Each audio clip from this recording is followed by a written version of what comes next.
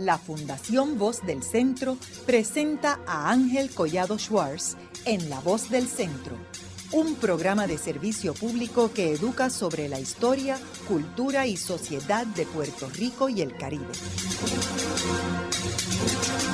Saludos a todos. El programa de hoy está titulado La migración china a la República Dominicana en el periodo de 1862 a 1961. Y hoy tenemos como nuestro invitado al doctor José Checo, quien es el presidente de la Academia Dominicana de la Historia y autor de un libro publicado bajo el nombre de La migración china en República Dominicana 1862 a 1961. José, me gustaría comenzar el programa explicándole a los radioescuchas, primero, ¿por qué te interesó este tema? Sí. En primer lugar, un saludo cordial a los radioescuchas de tu tan oído programa, según me han informado muchos amigos puertorriqueños. Muy buena pregunta para el público que no es dominicano. Mi padre era chino, chino, nacido en Cantón, que es la región de China, como vamos a ver más adelante en el transcurso de esta conversación, el sitio de donde vinieron la mayoría de los chinos en el siglo XIX y en las primeras décadas del siglo XX.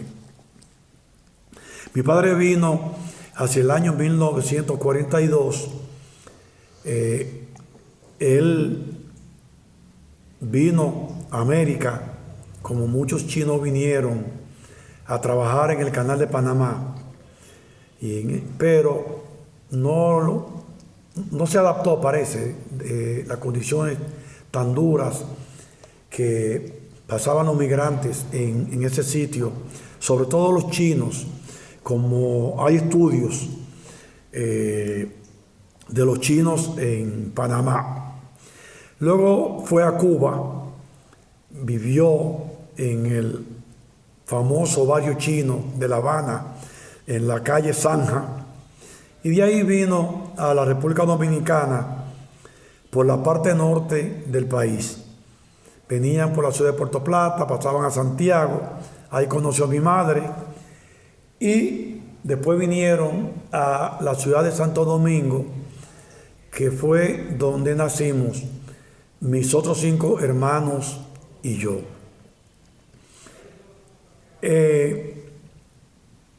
Mi padre, como todos los chinos que vinieron, era una persona muy ensimismada, es decir, yo no sé si era el idioma, que no le era fácil comunicarse con nosotros. También es posible que influyera el carácter de los chinos, el sitio a donde estaban, que es una realidad totalmente diferente a la que al mundo originario de él. El caso es que mi padre, como sucedió con muchos otros chinos que tuvieron descendencia y son de mi generación, pero con otros no sucedió eso. No había una relación de comunicación muy profunda. Sin embargo, mis compañeros de escuela, de cuando yo estaba pequeño y ya luego en la juventud, de estudios primarios y secundarios, me hacían caer en la cuenta de que yo era diferente a ellos, de que yo no era un dominicano 100% como ellos eran. Y yo decía, porque hasta me relajaban y se burlaban de mí, como hoy día se conoce el fenómeno del bullying. Y eso fue creando en mí como una sensación de que yo tenía una parte en mi ser que era diferente a la de los demás dominicanos. No culturalmente, porque en el caso mío, que no fue el de muchos otros dominicos chinos, yo siempre me he sentido dominicano, porque hablo el idioma español, tengo los valores de... ¿Hablan mandarín? No, nada, ni una palabra, porque mi madre, que era dominicana de pura cepa, le decía que nos enseñara a hablar algo de chino, y él siempre le respondía que para qué perder el tiempo enseñándonos a hablar eso, que cuál era la finalidad. Y nunca, y al él no hablarnos nunca nada, como que nunca entró en nuestro universo aprender chino. Estoy hablando de los años 40. Si fuera hoy día, seguro que yo me hubiese interesado por el papel que juega China en la geopolítica mundial. Ya hoy día conviene que uno aprenda mandarín para conocer ese mundo, y además que todos sabemos la influencia que cada día más va teniendo China en el universo, en el mundo, en la geopolítica mundial. Pero volviendo a los orígenes que le contaba, siempre tuve la inquietud de conocer un poco la cultura china, la cultura de mi padre, de dónde él venía, cuándo llegaron los chinos aquí, porque yo no sabía nada de eso, porque mi padre nunca me lo contó. Yo, lo poco que sé, y que está plasmado en parte en el libro que usted mencionó, ha sido como historiador, o sea, buscándolo en fuentes y en grabaciones que le hice para el libro a muchos chinos que vinieron en la época de mi padre. De manera que ese es el origen de esa obra. Esa obra comenzó a principios de este siglo, o a finales del siglo pasado, en el año 1997, donde Mukien Sabben, que es mi colega, porque es una dominico-china 75%, porque yo soy 50%, mitad de mi padre chino y 50% dominicano por mi madre. Ella es 75%, porque su padre era chino, que vino de China, pero su madre era dominicana de padres chinos. O sea que es más china, y fue diferente, como usted ha narrado en el libro, porque ahí su padre sí se encargó de inculcarle lo que era la cultura china. Ahora, José, ¿por qué 1862? ¿Por qué ese año? Bueno, ese año porque siempre estábamos buscando cuándo llegaron los primeros chinos, y que me dio luz en eso es la valiosa obra precisamente de un autor puertorriqueño, sería dominico puertorriqueño chino, no sé cómo le llaman allá, a los que son así como mitad y mitad, José Luis Borges, que tiene un libro muy bueno que se llama Los chinos en Puerto Rico. De hecho, tenemos un programa aquí de La Voz del Centro con él sobre ese tema. Bueno, ese libro es fabuloso. Yo lo leí porque cuando yo estaba investigando el libro, cayó en mis manos ese libro. Y yo tenía como la hipótesis de cuándo habían venido los chinos. Pero la documentación que yo tenía era de un año posterior, del año en 1865, que era la documentación que había encontrado.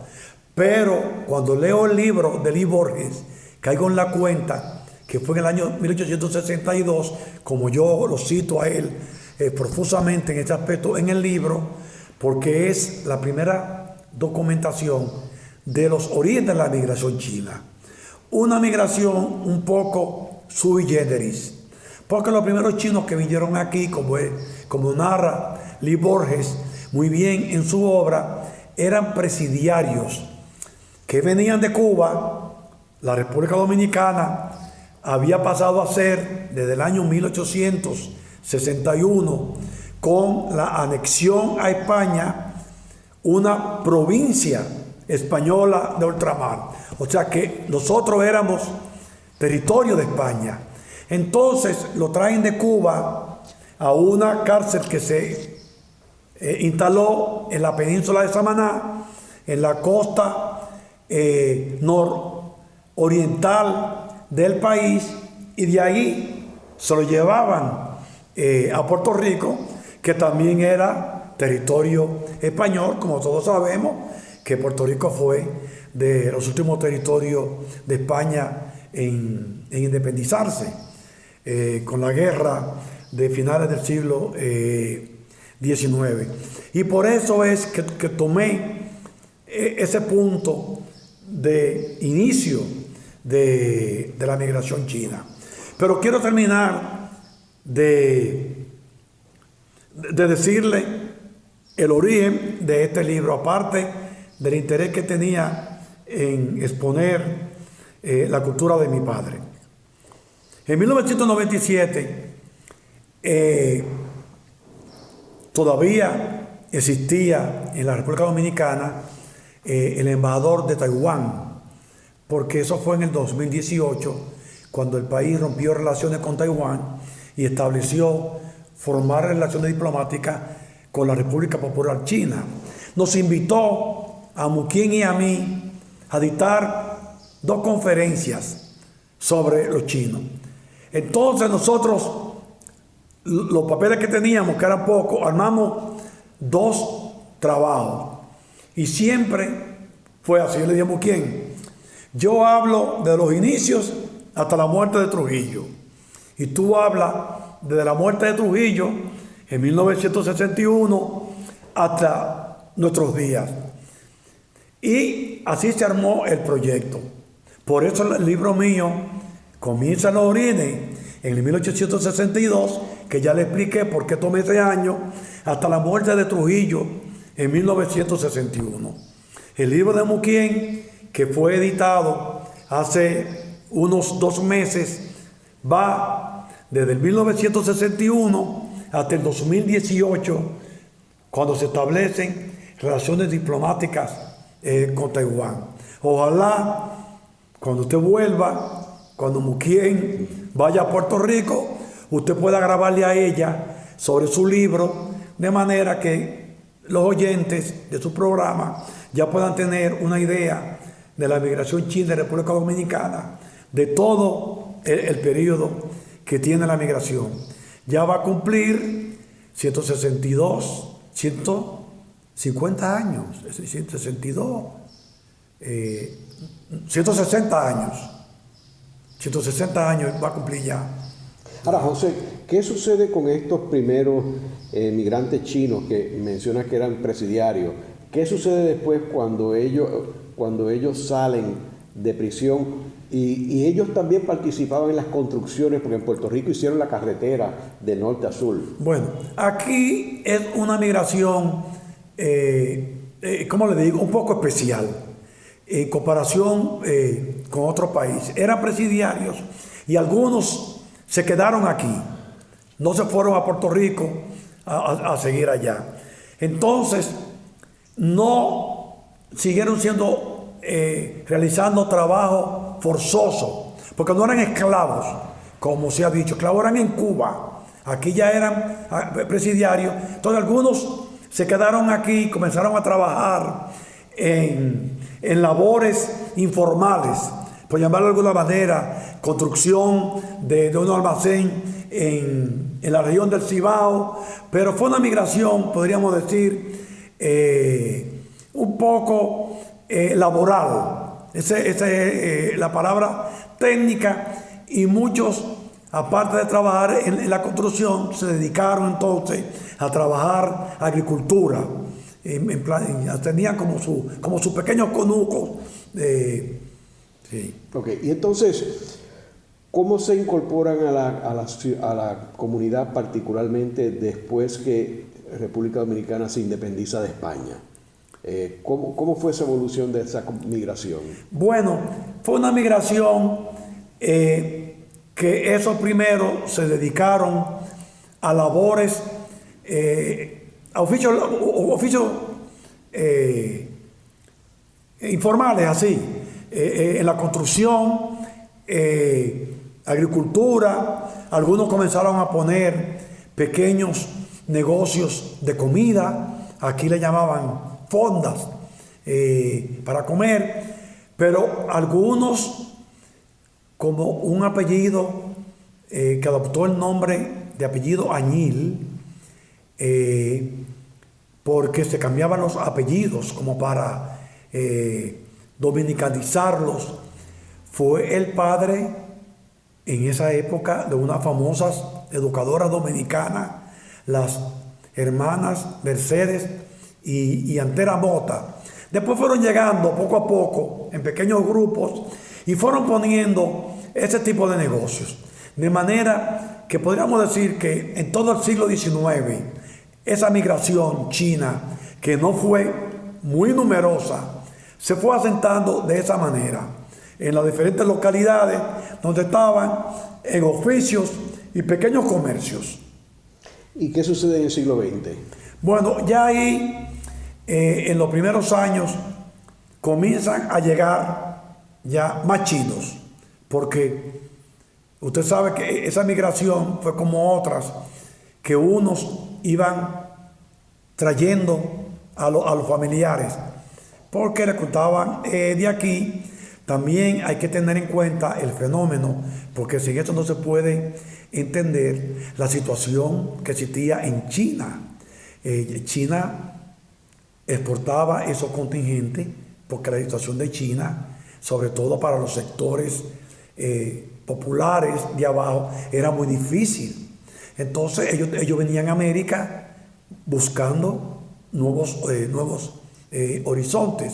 Siguió siendo siempre la migración china en las primeras décadas del siglo XX en Dominicana, la década del 10, la década del 20, siguió siendo una migración de carácter laboral y de oficios. Restaurantes, colmados, agricultura, tenían, ¿cómo se llaman? Que cultivaban hortalizas para salir a venderlas, pusieron lavanderías.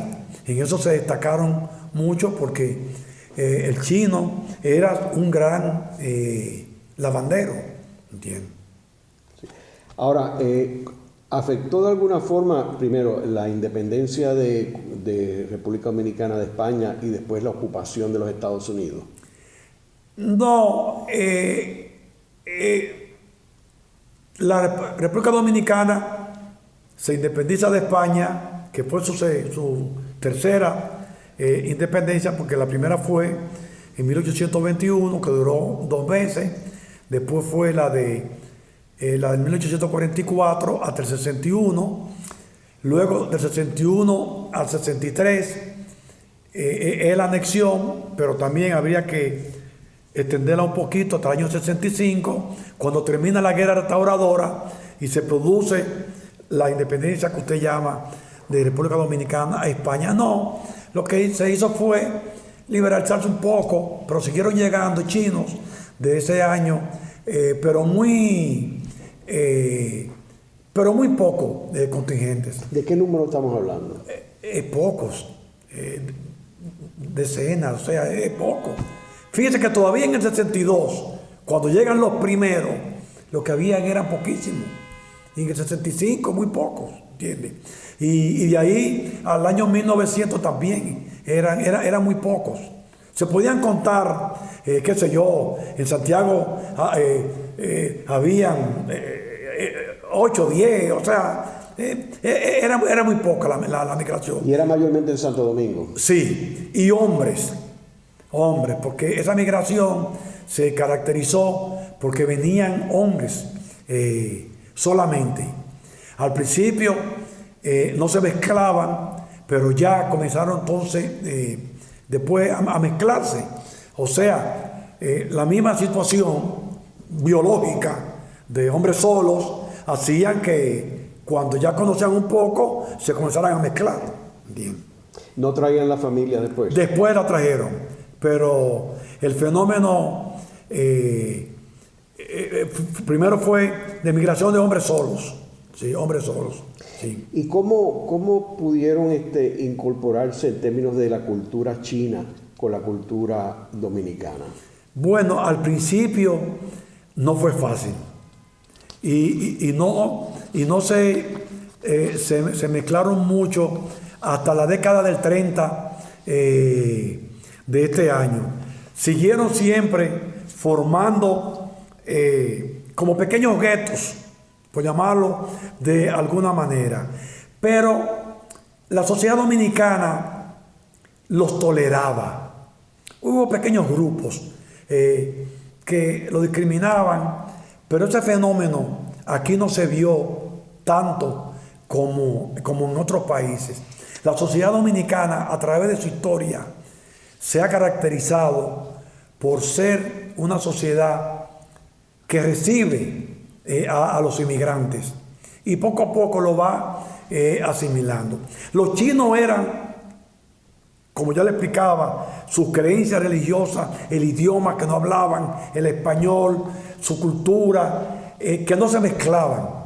Y eso hacía que algunos segmentos de la sociedad dominicana no lo vieran bien, con buenos ojos, pero ese no fue un fenómeno generalizado ni global. Aquí, por ejemplo, cerca de aquí, hacia el año 1910, el gran periódico dominicano llamado Listín Diario comenzó una campaña contra los chinos, pero en parte uno lo entiende, porque era que ahí había un chino que tenía un comercio de venta de comida, una fonda, ¿no?, que lavaban las carnes y todo. Entonces el agua de eso la tiraba para la calle. Entonces comenzó una campaña de que eran unos chinos antihigiénicos, de que fomentaban las enfermedades, que había que expulsarlos del país, en fin. Pero eso no fue un fenómeno generalizado, no. Poco a poco la migración china fue asentándose. ¿Y hubo aquí una especie de Chinatown como lo había, o lo hay todavía en Cuba? No. El fenómeno del Chinatown o barrio chino es un fenómeno muy reciente. Precisamente una amiga mía, Rosa N.G.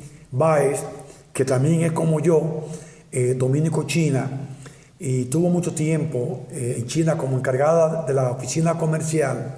Ella fue la creadora, y hay una obra que ella escribió sobre el barrio chino, cerca de aquí, un barrio modesto, porque es una cruz de la calle Duarte, desde la Félix María Ruiz hasta la Mella, y por otro hado, la Benito González, desde la José Martí hasta la José Reyes.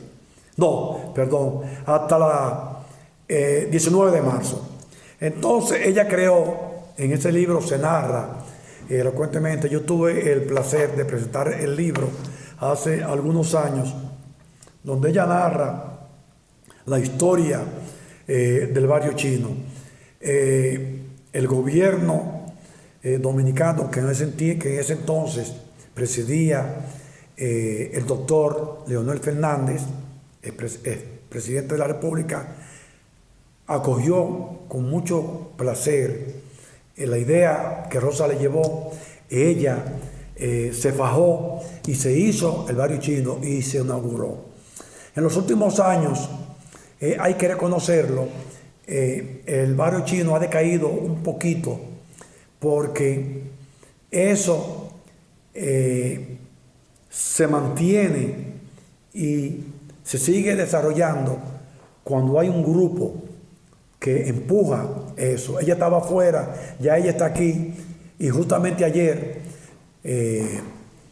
que estuve almorzando en un restaurante, y valga la promoción gratuita para cuando venga puertorriqueño aquí, se llama Asian Cuisine. Es hoy día el mejor restaurante de comida china del país. Ella ayer me decía con entusiasmo que ya van a retomar de nuevo la labor del barrio chino.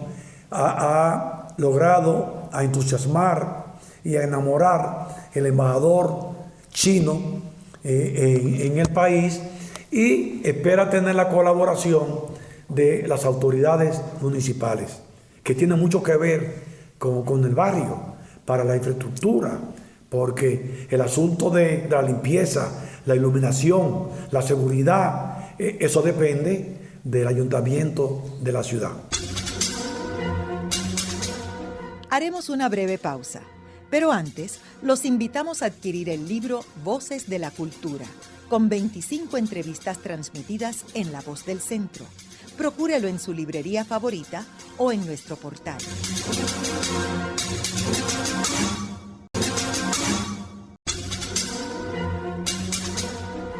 Continuamos con la parte final de La Voz del Centro con Ángel Collado Schwartz. Pueden enviarnos sus comentarios a través de nuestro portal www.vozdelcentro.org. Continuamos con el programa de hoy titulado La migración china en la República Dominicana. Hoy con nuestro invitado, el doctor José Checo, quien es el presidente de la Academia Dominicana de la Historia. Y estamos grabando este programa aquí mismo, en la Academia Dominicana de la Historia, en Santo Domingo, en la zona colonial. En el segmento anterior estuvimos hablando de cómo esta migración comienza a finales del siglo XIX y cómo tiene que ver con Cuba y los prisioneros chinos que estaban en Cuba y vienen a Santo Domingo y van a Puerto Rico también, como hemos hablado anteriormente en otro programa. Ahora, habíamos hablado que bajo la invasión de los Estados Unidos, en realidad no hubo ningún cambio en términos de esa migración china. ¿Qué sucedió luego bajo el gobierno de Horacio Vázquez del 24 al 30? Bueno, sí debo decir, en la primera década del siglo XX, es decir, la que va del 1901 a 1910, siguieron llegando chinos, pero luego en el 1912 se produjo un fenómeno importante, que fue la creación de una nueva ley de inmigración en el país. Esa ley fue importante porque una de las características de nuestro país en esos primeros años del siglo XX es que la población era muy escasa y el país necesitaba atraer inmigrantes. Vinieron Cocolo a trabajar en la industria azucarera, pero siempre el ideal era que vinieran inmigrantes de color blancos, porque aquí se fomentó y se siguió un mito de que había, entre comillas, que blanquear la raza. Una cuestión que se entiende si se ve la época, pero que eso no tiene nada que ver con que una migración sea mejor o que otra, el color. Hay blancos que son muy malos, como hay gente de color que son excelentes, en fin. Durante la ocupación americana del 1916 a 1924, siguió llegando chinos, porque se fomentó que vinieran muchos chinos, y ya también utilizaban para venir de otras islas como Jamaica. Con Horacio Vázquez también siguió lo mismo. Ahora, El gran periodo de la migración china es el periodo llamado de la era de Trujillo. O sea, el periodo que va de 1930 a 1961. La llamada era de Trujillo, que como todos sabemos, era un gobierno dictatorial. Ahí, para entender lo que sucedió con la migración china en el país, hay que saber también la situación política en China. Desde 1930, hasta 1940, que es un periodo sumamente importante, el país no tenía relación con China formalmente. La relación de China estaba con Cuba. Entonces había un embajador Cuba. En el 31, ese embajador recién subido, apenas tiene un año, el dictador Trujillo, viene a girar una visita a la República Dominicana. ¿Con qué finalidad? Con el objetivo de explorar si había alguna forma de establecer vínculos comerciales, ver qué producía el país, qué se podía llevar para allá. Bueno, eso fue un acontecimiento enorme para la migración china en el país, porque era la primera vez que, vamos a llamar, que una personalidad china visitaba el país. Hasta ese año eran chinos, vamos a llamarlo entre comillas, invisibles, o sea, del común de la gente. Ya este era un embajador de China en Cuba.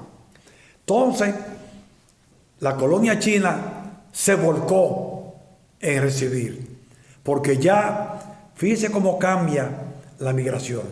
Ya cuando viene el embajador en el 1931, ya los chinos que existían aquí ya se habían agrupado en una institución que primero llamaron Confraternidad y que posteriormente dio al nacimiento del casino chino, que eran grupos de carácter social, pero también un poco solapado de carácter político, porque los chinos que estaban aquí, que habían venido, nunca perdieron el nexo con su país de origen, con la China. Esa colonia se volcó a recibir al embajador chino en Cuba. Visitó la colonia china, visitó al presidente, visitó localidades como San Pedro de Macorís. Y la migración comienza como a hacerse visible. Pasan algunos años y en 1940 se ocurre la idea de establecer un tratado de comercio, entre China y República Dominicana. Viene el mismo que estaba en Cuba y firma el tratado en el 1940 y luego comenzó a aplicarse. Durante esos años, la migración en el país ya, como con ese empuje que le había dado la visita del embajador chino en Cuba, el mismo régimen dictatorial de Trujillo comienza a abrirse a la migración china y a verla con simpatía. Entonces son unos años a partir del 40 donde ya la migración comienza a florecer desde el punto de vista comercial. Ya no solamente eran fondas que había, ya comienzan a poner restaurantes que ya tenían otra categoría y otro nivel, porque hay esos restaurantes que no eran muy abundantes, 3 o 4, solían visitarlo, vamos a llamar la élite social y política del país, funcionarios, gente de clase media de esa época elevada, y ya entonces los chinos comienzan a tener como otro estatus social. También florecen otro tipo de comercios, como colmados, lavanderías, así. Entonces... Ahora, ¿cómo afecta el hecho? Porque en 1940 estamos ya en la Segunda Guerra Mundial y la ocupación de Japón con a China. ¿Cómo afecta esa situación? Bueno, no afecta mucho porque a partir de esos años, sobre todo la guerra de Japón con China, hubo una gran solidaridad de los chinos con Chiang Kai-shek, que era que estaba peleando con los japoneses. Cuando termina la guerra, entonces viene la guerra de Chiang Kai-shek con Mao Zedong, que en parte fue apoyado por los japoneses. Entonces, los chinos siempre estuvieron del lado de Chiang Kai-shek. Nunca estuvieron del lado de lo que fue la China popular. En eso tuvo mucho que ver, como está plasmado en mi libro, la naturaleza política de ambos gobernantes. Aquí había un dictador, allá había, vamos a decir, también otro dictador, que era Chiang Kai-shek, que ambos eran generalísimos. Entonces hubo siempre entre ellos como una relación de empatía y de buena relación. Tanto es así que cuando triunfa y surge la República Popular China, que Chiang Kai-shek tiene que irse a la isla de Formosa y de ahí surge lo que es el actual Taiwán. El país nunca dejó de tener relaciones con China. Inclusive, después que pasan los años, en 1944, aquí se conmemoró una gran efemérides, que fue el primer centenario de la independencia dominicana, la segunda independencia, ¿no? Y vino, o sea, fue designado un embajador chino aquí, pero no residente, sino tenía su residencia en La Habana y era concurrente en República Dominicana. Y como no era residente, se nombró un encargado de negocios ad interim. Es en 1947 en que ya se nombra por primera vez un embajador chino residente en el país. Pero República Dominicana nombra su primer embajador, al señor León de Guzmán, en China en 1944. Estaba ya todavía de embajador cuando triunfa Mao Zedong y su ejército y surge la República Popular China, pero el país siempre se fue y siguió sus relaciones con Taiwán. Fíjese, desde esa época hasta el 2018, hace apenas 4 años, que nuestro país rompió relaciones con Taiwán y estableció relaciones diplomáticas con la República Popular China. Más de 70 años tuvo el país relaciones con Taiwán, lo que más está tratado en el libro de Mukien del 1961 en adelante. Durante la dictadura, la migración china floreció mucho. Como le dije, se creó una institución social que siempre apoyó y hacían actos de solidaridad con China, y siempre eran partidarios de la China de Chiang Kai-shek. Inclusive hubo un incidente muy extraño de que un descendiente chino a finales de la dictadura, en el año 60, que tenían como un periódico, se desapareció y lo mataron. Nunca apareció porque lo acusaron de que era comunista. Y durante la dictadura, que una gente lo tildaran de comunista era como una sentencia de muerte. Inclusive acusaron también a algunos chinos que estaban en el casino, que estuvieron implicados en esa muerte, entre ellos un tío mío, hermano de mi padre, de nombre Menchés, pero luego lo sometieron a juicio y no se le demostró que tuvo que ver. Pero hasta el embajador chino en el país fue también acusado de estar implicado en esa muerte. Cuando desaparece la dictadura en mayo de 1931, el país viene un periodo convulso de los primeros años, pero siempre siguió muy normal las relaciones diplomáticas de República Dominicana con Taiwán. Esos primeros años de transición de 1961 hasta después de la Guerra de Abril del 65, ya en 1966, cuando surge ya un gobierno estable con Joaquín Balaguer, comienza el gran florecimiento de la migración china, porque ya entonces vienen las relaciones, se intensifican las relaciones comerciales, hay acuerdos de cooperación, asesoría en campos de la economía.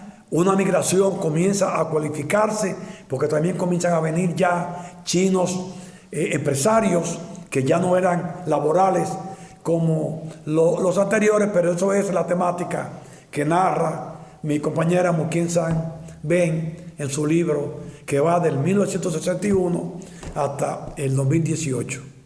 De hecho, entiendo que la República Dominicana es el lugar de mayor inversión china en el Caribe, sí, actualmente. Sí, porque en los últimos años se fomentó mucho. Ella trata eso muy bien en su libro. Por ejemplo, en los años 1978 a 1984, aquí vino una gran migración laboral, porque en parte el país la fomentó porque le daba facilidades migratorias.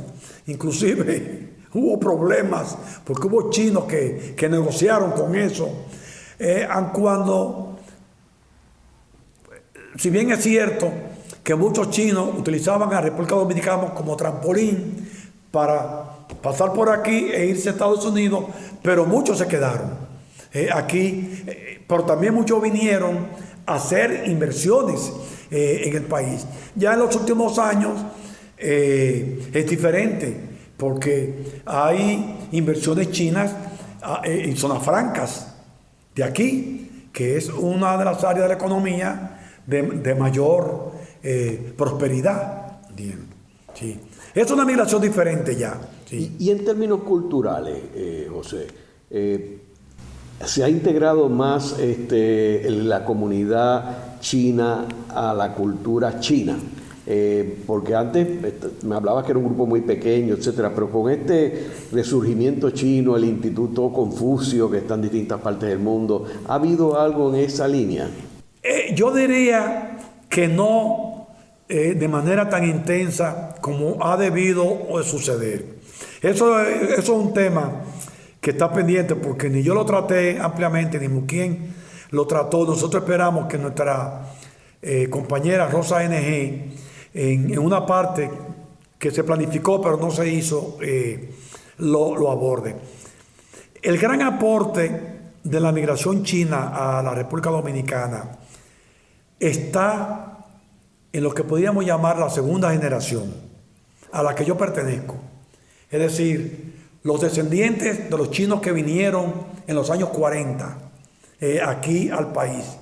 Porque esa generación tuvo la oportunidad, algunos incentivados por sus padres, como fue el caso de Muquien San, Ellos eran 9 hermanos.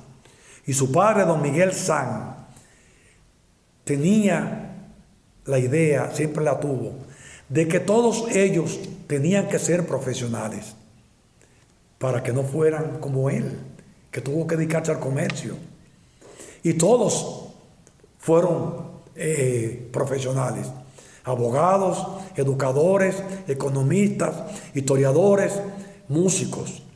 Entonces, en esa generación, esos descendientes de chinos, de los 40 y de los 50, donde estoy yo, nosotros hemos hecho de alguna manera cierto aporte a la sociedad dominicana, pero ya no es un aporte chino, es un aporte, podríamos decir, dominico-chino, porque ahí ha habido chinos que se han destacado en diferentes áreas de la cultura dominicana. Por ejemplo, ha habido el caso de Muquillo en el campo de la historia, pero ha habido economistas, ha habido Rosa en el campo de la minería, economistas, músicos muy buenos como el hermano de Muquien, cantante, como el Chino Joa, en la política también. El actual alcalde de San Francisco de Macorís, Siquio NG, es un descendiente chino. Ha habido funcionarios.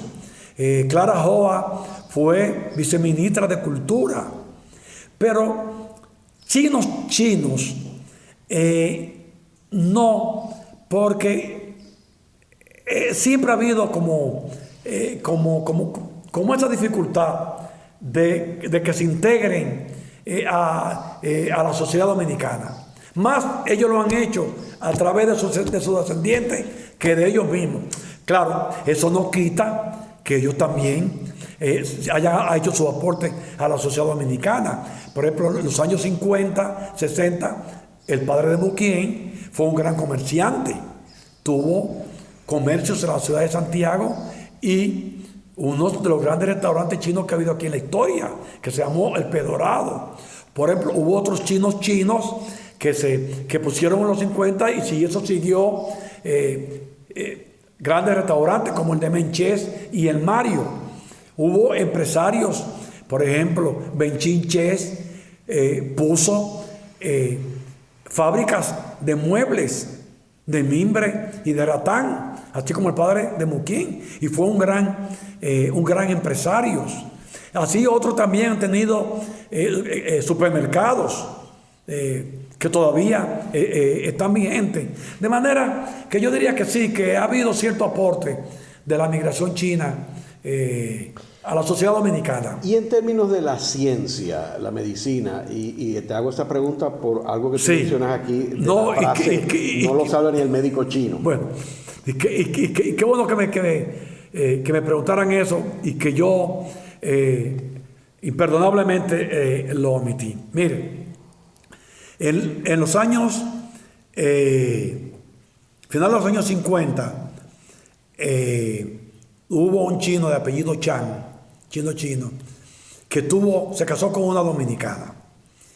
Y sus hijos, tuvo un hijo llamado Ángel Chan Aquino por su madre, que fue un eminente médico dominicano, dominico chino, pero es dominicano porque era dominicano de descendiente chino. Era cardiólogo, pero se destacó porque yo creo que fue el primero que hizo una operación de corazón abierto en el país. Ya murió y su hermano también fue médico. Eso que usted me menciona del médico chino es un dicho que aquí siempre se decía, que eso no lo salva el médico chino. Aquí algunos, de manera errónea, y en el libro se trata, pensaron que eso era dominicano. No, eso no era dominicano, eso es cubano. Y ahí está algunos artículos de autores cubanos que narran la historia del médico chino. Fue un chino que murió en Matanzas, allá en Cuba, de los años 50, que era, hoy día diríamos, que era un médico naturista, porque tenía mucho conocimiento de las plantas curativas de la herbolaria. Entonces era un médico de tanta fama y de tanta sabiduría que cuando llevaban a los enfermos, él los curaba. Pero si él no los sanaba, le decía, mira, si tú tienes una enfermedad, a ese y a ti no te salva ni el médico chino. ¿Entiendes? O sea, que ya no tiene cura. Entonces, esa tradición, por el fenómeno de difusión cultural, pasó de Cuba a República Dominicana. También ahí hay dos apéndices sobre dos cosas muy curiosas. De aquí, eso lo saben hasta los chinos de Bonao. Eran unos chinos que vinieron en los años 50 a Bonao, que es una población que queda entre la capital y Santiago. Ahí todo el mundo se paraba y le contaban. Cuando usted me decía una cosa que ya ellos lo sabían, no, eso lo saben hasta los chinos de Bonao. ¿Entiendes? Y está ahí bien expuesto. En el programa de hoy hemos discutido la migración china en la República Dominicana. Vemos cómo los chinos se destacaron aquí en la República Dominicana, particularmente en los últimos años, y vemos cómo, al igual que en Cuba y Puerto Rico, jugaron un papel importante y significativo en el término del desarrollo de las sociedades de estas islas. Gracias, José. Bueno, gracias a usted. Esta ha sido una producción como servicio público de la Fundación Voz del Centro. Los invitamos a sintonizarnos la próxima semana a la misma hora. Y recuerden que pueden adquirir el libro Voces de la Cultura en su librería favorita o en nuestro portal.